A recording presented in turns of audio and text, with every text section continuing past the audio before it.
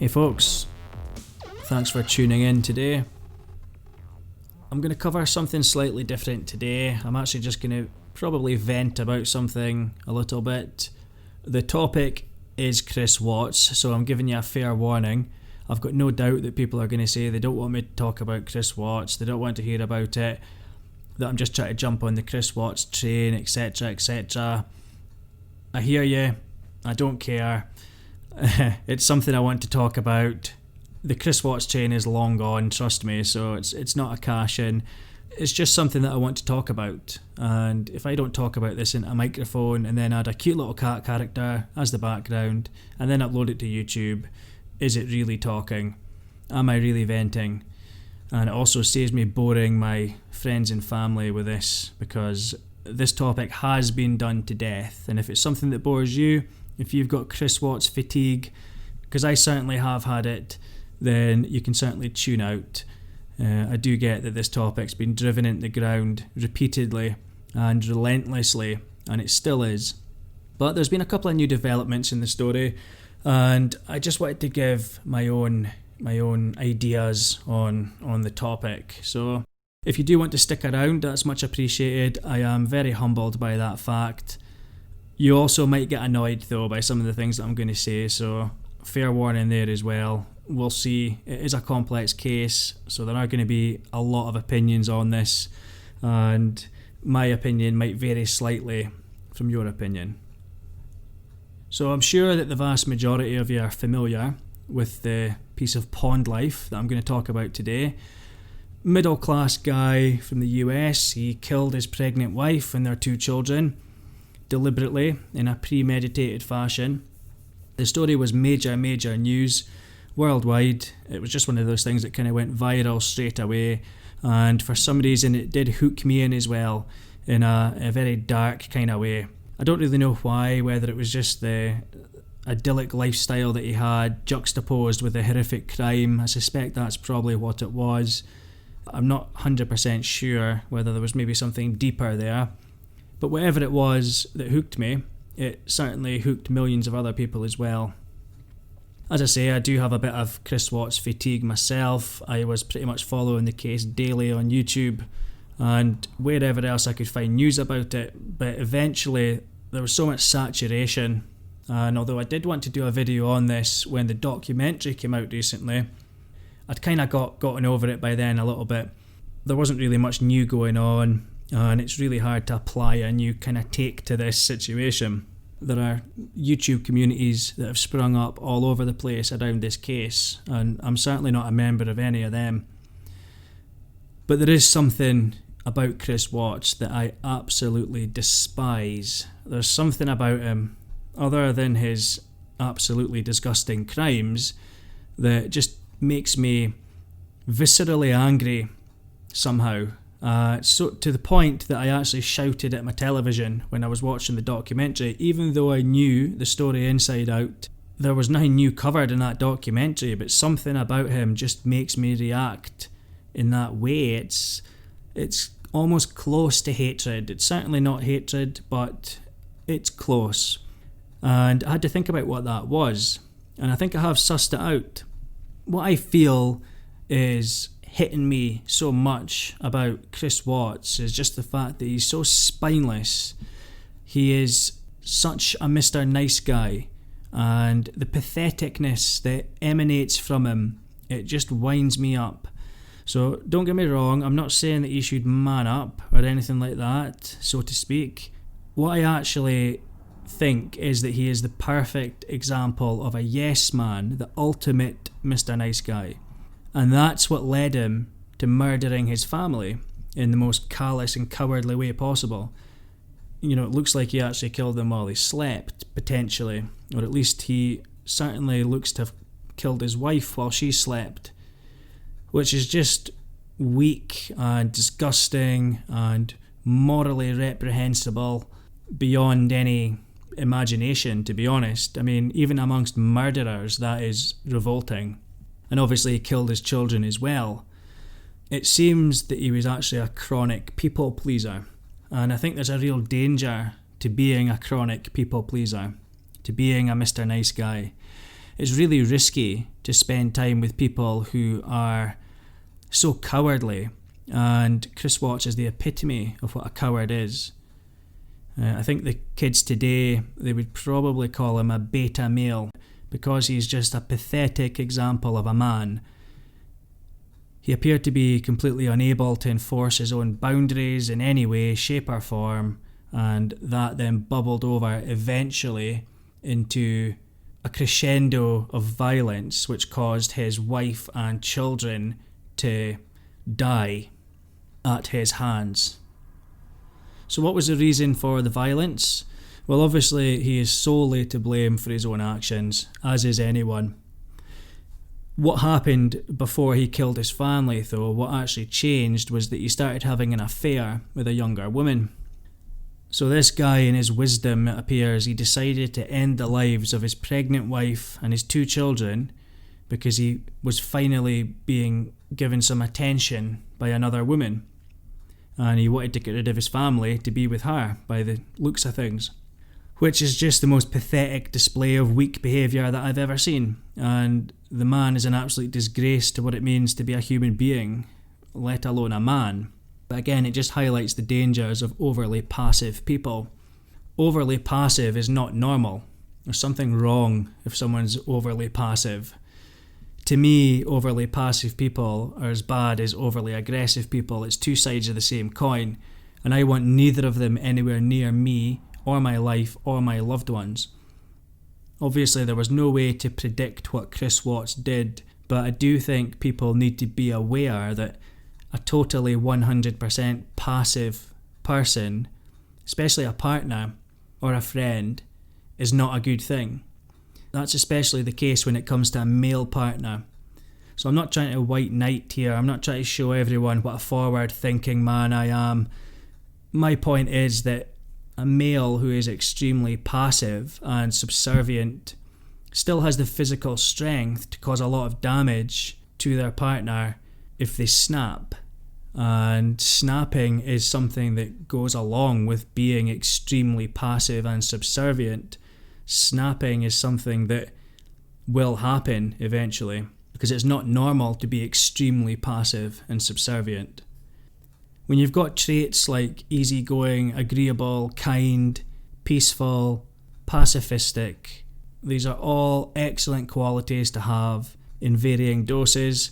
I personally think diplomacy is a virtue, but these labels, they can be used to explain away someone who is basically just a pathetic, spineless coward, a supplicating, weak beta, unfortunately, is the only word I can think of to describe this.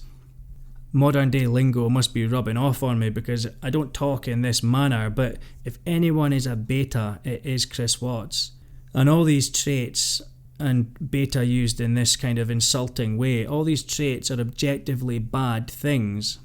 There's a reason why they are instinctively unattractive, because they're dishonest, and they will breed resentment.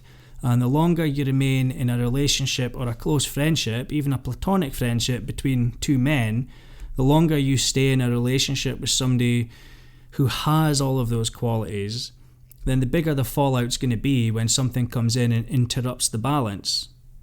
You'll find very quickly that the person can turn on you the second you meet someone else, or in the case of Chris Watts, the second they meet someone else. And how pathologically insane the outburst can seem. And that's because the person has been dishonestly behaving themselves for so long. If they'd just been disagreeable or had passionately defended their boundaries now and again, there wouldn't be this kind of catastrophic outburst. But when you're chronically unable to defend your boundaries, when you're chronically agreeable, that outburst is definitely coming. So yes, I think you should watch out for grown men who don't stand up for themselves, 100%.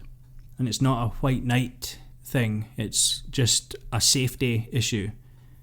In relation to Chris Watts, what upset the balance, it seems there, is that he got some new female attention. And as I say, being a complete beta, he was unable to, at the very, very least, divorce his wife. That would have been the moral thing to do in this situation, believe it or not.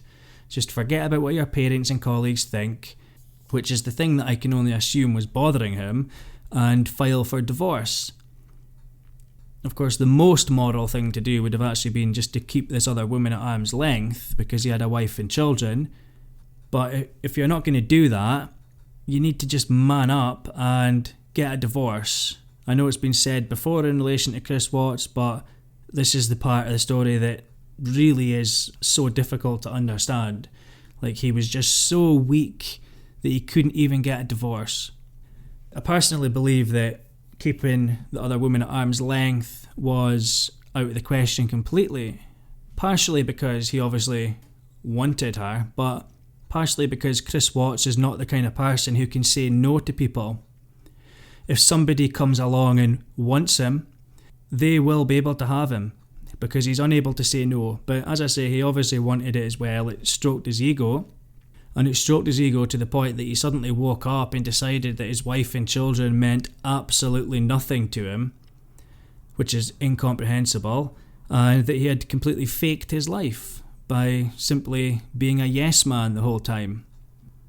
Now, I have heard people say that he snapped because his wife was overbearing, and it can be hard to criticise Chris Watts without people hearing you criticise Shanann, which is his wife. But I've not seen any evidence of Shanann being particularly overbearing. Certainly she was never abusive.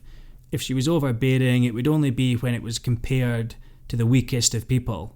Anyone would be overbearing around Chris Watts because he never stood up for himself in any way, shape or form. Not only that, he just did everything that he was told. So it may have seemed like she managed the relationship, yes, and the household, yes, but only because her husband was a simpering loser. Even if Shanann wanted to play the old-fashioned role of a submissive wife, let's say, for the sake of argument, then when your husband's already extremely submissive, how are you going to get lower than that to be submissive to him? Could Chris Watts even have run a household? And can you imagine Chris Watts being a role model to his own child, just an extremely overly submissive man? It's not a good start at all.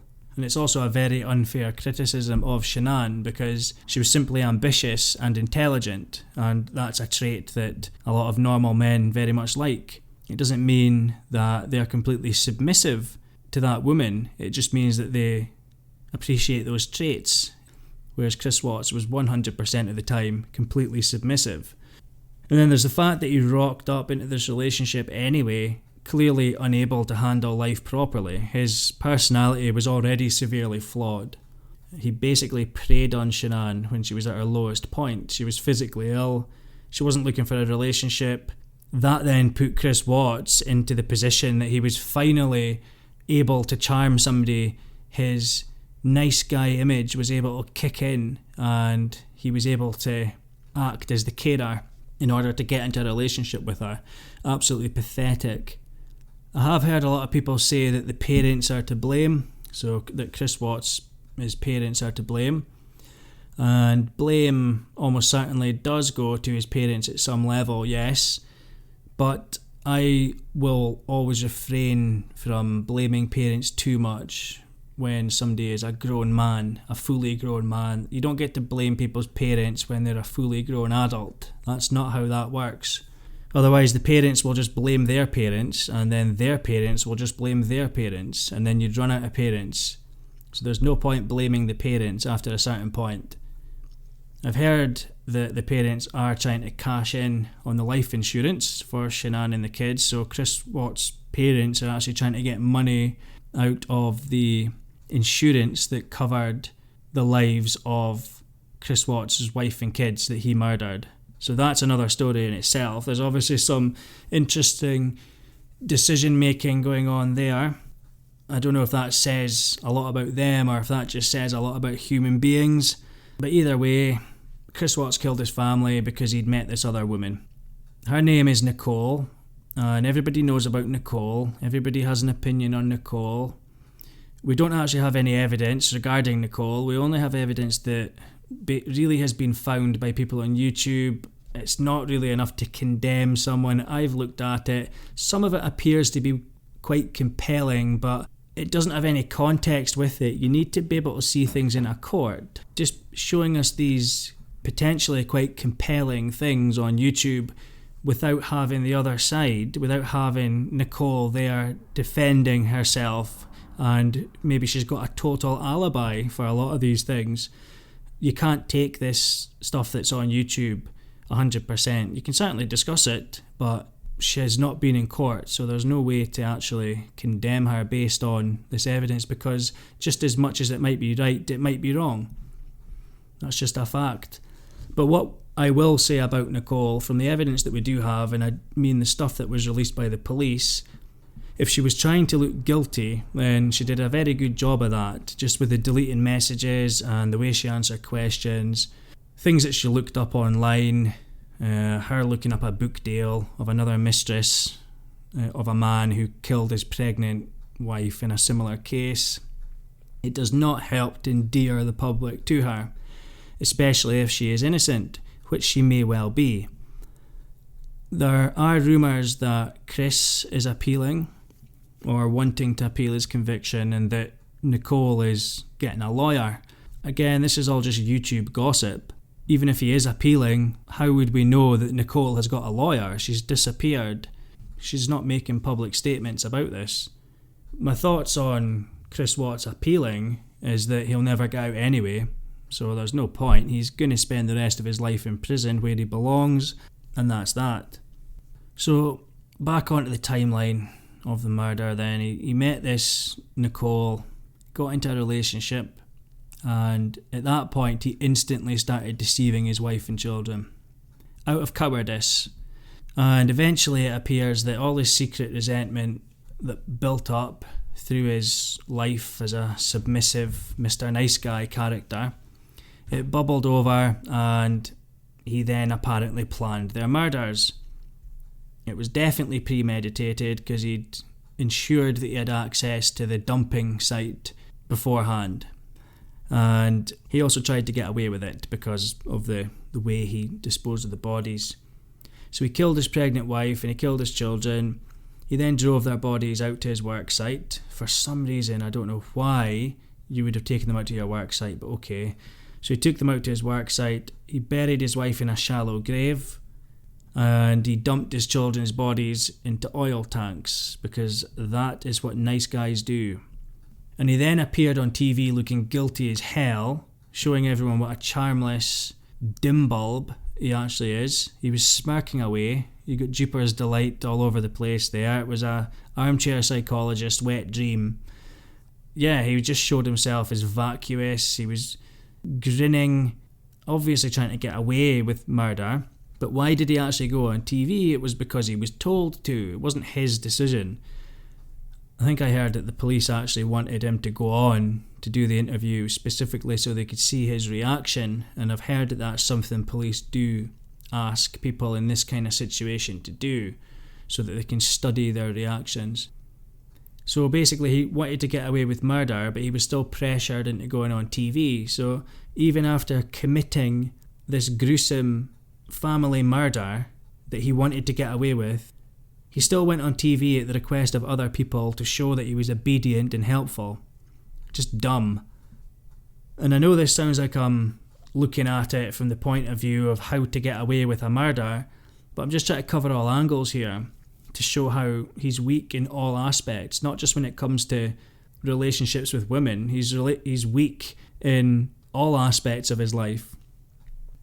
So obviously the police were watching his TV interview. They realised that he was definitely guilty. It didn't take a rocket scientist to figure that one out, but they required evidence. So we see then Chris Watts taking a lie detector test. And again, for somebody who clearly premeditated a murder and wanted to get away with it, the guy is obviously not that bright. You know, I've heard that he may have had possibly a form of autism or something that made him extremely intelligent on some level with regards to technical, mechanical things, etc. Fine, but the guy is not very wise, put it like that, and I don't even believe he's that smart regarding technical things either, because he believed 100% that lie detector was accurate. The man has never heard in his life that a lie detector test is not reliable. So even though he was prepared to lie on TV and smirk, and even though he wanted to lie his way through that lie detector test so he could get away with that murder, he wasn't able to do it confidently. He wasn't able to do it with any kind of courage inside him because he didn't know that he could have just coasted through that thing.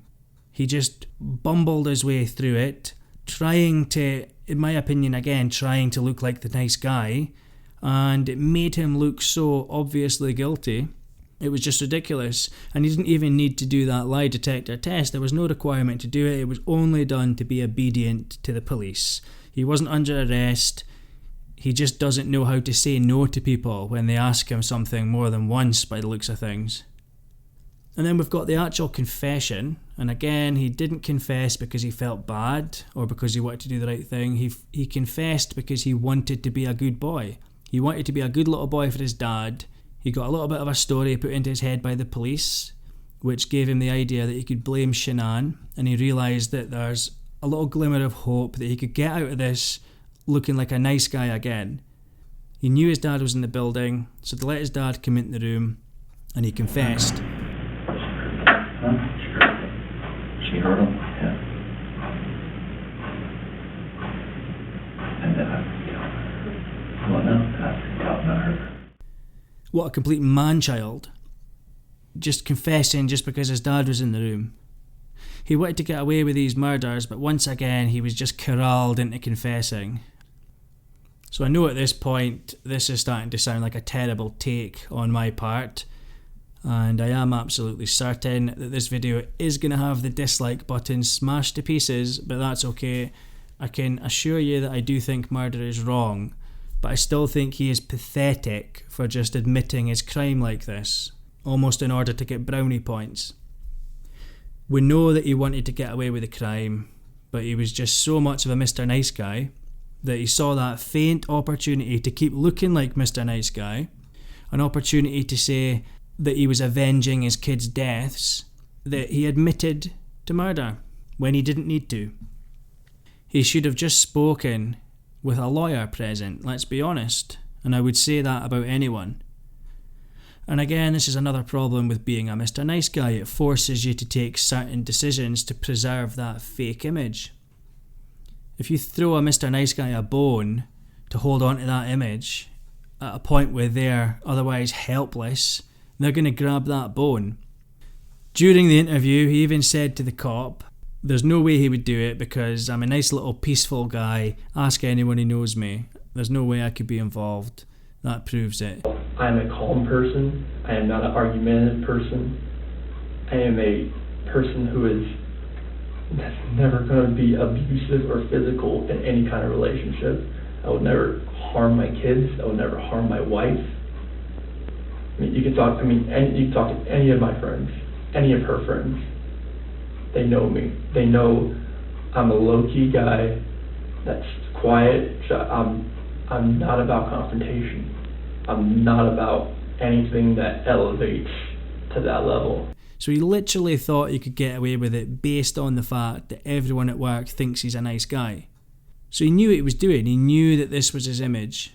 And after he confessed, the first time that he really cried, the first time he actually broke down, was when he realised that the police and the poor rescue workers who were going to have to retrieve the corpses of his children were going to be retrieving those corpses from his work site, and therefore all his colleagues would find out that he isn't in any way, shape or form a nice guy at all. And that's the point when he really broke down for a second. What's going to happen? We're going to help them get out of there. Chris, I know they're gone, but they're still your babies. And you're still their dad. You don't want them out there. I don't want them out there. And you don't want someone else to find them out there. You don't, I promise you. How pathetic is that? And now he's in prison because he pled guilty instantly, but now he's apparently changed his mind. So he didn't even plead properly in his case. He can't even stick to his guilty plea and take his punishment like a man. He's got to try and say that he was berated into his plea, which of course he almost definitely was, and that's because he can't say no to people. He probably pled guilty because he felt like that was what was going to please the judge. So of course he was coerced and berated into his plea, but too late, mate. You know, that's him now learning a lesson. Don't let other people tell you what to do all the time. It is nice to learn these lessons on the outside, but it's never too late to learn, and prison is still life. So he has the opportunity to put that newfound lesson to good use in prison, hopefully. And I'm obviously glad that he pled guilty. I just don't think any lawyer worth their salt would have told him to plead guilty straight away. It's almost like he was just corralled through the court system in front of a judge and told to plead guilty. And also in court, he was of course snivelling like a little baby. The man who killed his family was snivelling in court in front of all the people, all the loved ones of his victims. He couldn't even just wait till he was in his cell. He had to cry in front of other people. Look what a nice guy I am. I've got no sympathy for this guy, so I'm sure you can tell. And I'm sure you can also tell that I have quite a big problem with the Mr. Nice Guy persona.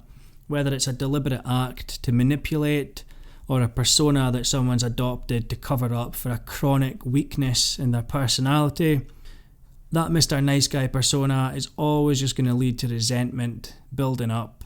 And, you know, if you're actually genuinely a nice guy and you're genuinely passive because you take a non-aggression policy, for example, to life and practice forgiveness and things like that, then that's excellent. But a genuinely nice and non-aggressive and, let's say, spiritual person, they will still defend their boundaries properly. It's not an excuse not to defend your boundaries and stick up for yourself when it's required, which it sometimes is. But if you're just being nice because you lack the confidence to say what you want or to say how you feel, I think it's imperative that you start working on yourself. I'm not saying that you're going to explode and kill your family one day, but you probably will explode one day, and it may well be years down the line, and it may well be disastrous to your life or to someone else's life. In my opinion, you probably need counselling if you can't get out of that Mr. Nice Guy act. So that's my extremely judgmental take on Mr. Watts. Now personally, I feel there is no redemption for this man. I don't think there's any possible way that justice could have been served in this case, even if he was given the death penalty. The only thing that could bring him close to justice would be solitary confinement for the rest of his life in a very small room with no reading materials, no visitation rights. And that would come to about 1% of the way to being justice served for what he did. And I hear that he's also reading the Bible. Now, I'm not a religious man. I do think the Bible is extremely interesting to read, but the problem is it gives people a sense of peace or a sense of exoneration who don't deserve it. That's just my opinion, of course, but I do not believe that Chris Watts should have been given the Bible. And I know that's not the Christian way to do things. I just don't think he deserved the Bible or any other book, to be perfectly honest with you. As I say, I'm sure this video is going to get a lot of dislikes from various sides of the argument, but I do stand by what I've said. If you did like the video, then please do hit the like button. Please also subscribe if you're not already. I've got no idea who or what I'm going to cover next, to be honest. That is actually the fun thing about making videos. It's very therapeutic, it's cathartic. When it comes to making videos, I recommend that as many people as possible do it. So anyone that's listening who's thinking about making a video on anything, I would just say, don't worry if it's relevant or if it's been done before or anything like that. Just go ahead and just do it. That is what YouTube's for. It's not some special place that's sealed off to other people. Just go ahead and just make a video and put it up. I think I'll leave that one there now. If you have made it this far, thank you very much, as always, for joining me, and I'll catch you on the next one.